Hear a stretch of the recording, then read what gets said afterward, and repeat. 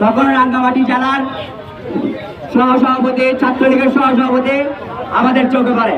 সাথে সাথে আমরা তাকে গ্রেফতার করি এবং কোনো প্রকার মানহানি অথবা লাঞ্ছিত না করে আমরা সরাসরি তাকে আইনের সহায়তায় তুলে দেওয়ার জন্য থানায় নিয়ে যাই। যখন আমরা থানায় নিয়ে যাই তখন ওসি জাহিদ নূর এই আওয়ামী লীগের দালাল দূষর আমাদের উপর হামলা চালায় বিনা কারণে অযৌক্তিকভাবে। সে এই পটিয়াকে এখন আওয়ামী লীগের একটা গাড়ি হিসেবে তৈরি করছে। আমরা দেখছি কিভাবে সে বাড়ি থেকে টেন্ডারবাজি করে টাকা কাটছে, কিভাবে মাটি কেটে টাকা কাটছে। আমরা দেখছি শুধু একবার না, আমাদের উপর হামলা করার পর আবার হামলা করা হয়েছে আমাদের নেতাবৃন্দ যারা শহর থেকে আসে তাদের উপর। এছাড়াও 7 দিনে আমাদের সাংবাদিক ভাই পদচার দিয়ে দেবে। আমরা এর বিচার চাই। আমাদের দফা 1 দাবি 1 জাহিদ নূরের পদত্যাগ। এছাড়াও সেকেন্ড অফিসার আমাদের আসাদুজ্জামান এখানে আওয়ামী লীগকে সংগঠিত করার মূল কারিগর। এছাড়াও আরো আছে সার্কেল অফিসার আরিফ, সে এখানে আগস্টের আগে থেকে এখানে আছে।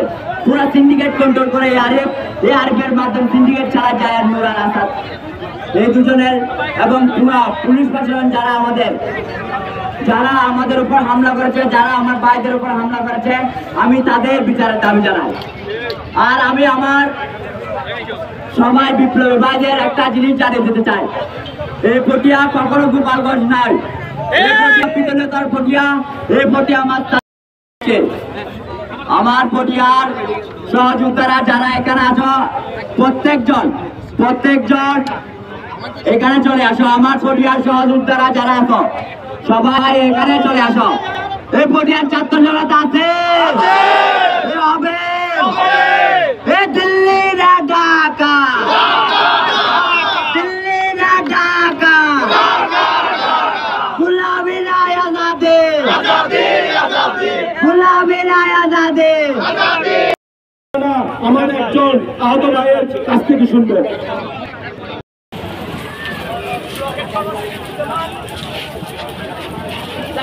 অপসারণ এবং আমাদের এই